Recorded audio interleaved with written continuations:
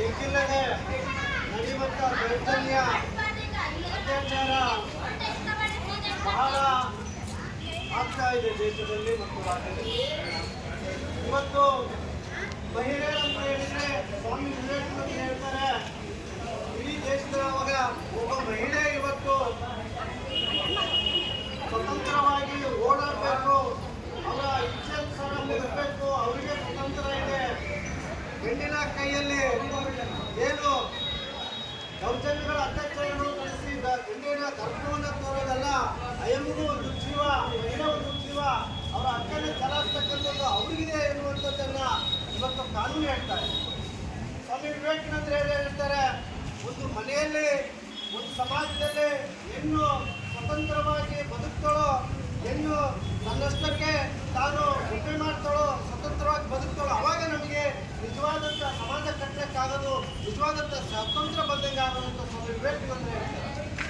ಇವತ್ತು ಇಡೀ ದೇಶದೊಳಗೆ ಏನು ಹೆಣ್ಣಿನ ಮೇಲೆ ಆಗಿರುವಂಥ ದೌರ್ಜನ್ಯಗಳು ಒಟ್ಟಾಗಬೇಕಂತ ಹೇಳಿದರೆ ಕೇಂದ್ರ ಸರ್ಕಾರ ಇವತ್ತು 33% ಮಹಿಳೆಯರಿಗೆ ಇವತ್ತು ಕೊಡಬೇಕು ಮೀಸಲಾತಿ ಅನ್ನುವಂಥದ್ದು ಏನಿದೆಯೋ ನಮ್ಮ ಜಲವಾದಿ ಮಹಿಳಾ ಸಂಘಟನೆ, ಅಖಿಲ ಭಾರತ ಜಲವಾದಿ ಮಹಿಳಾ ಸಂಘಟನೆ ಇವತ್ತು ಒತ್ತಾಯ ಮಾಡ್ತಾ ಇದೆ.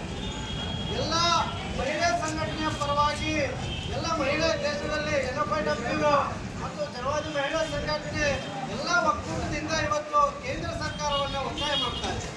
ಮಹಿಳೆಯರು ಎಲ್ಲಿ ಇವತ್ತು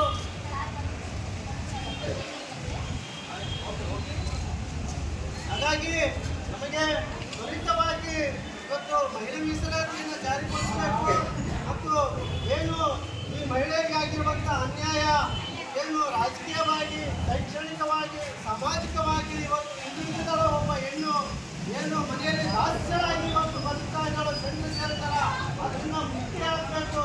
ಇವತ್ತು ಪುರುಷರ ಏನು ಸರಿಸಮಾನವಾಗಿ ಕಚೇರಿಗಳಲ್ಲಿ ಮತ್ತು ದೊಡ್ಡ ದೊಡ್ಡ ನೌಕರಿಗಳಲ್ಲಿ ಇವತ್ತು ರಾಜಕೀಯವಾಗಿ ಬೆಳೀತಾ ಇದ್ದಾಳೋ ಎನ್ನುವಂಥದ್ದನ್ನು ನಾವು ಅರ್ಥ ಮಾಡ್ಕೊಳ್ಬೇಕು.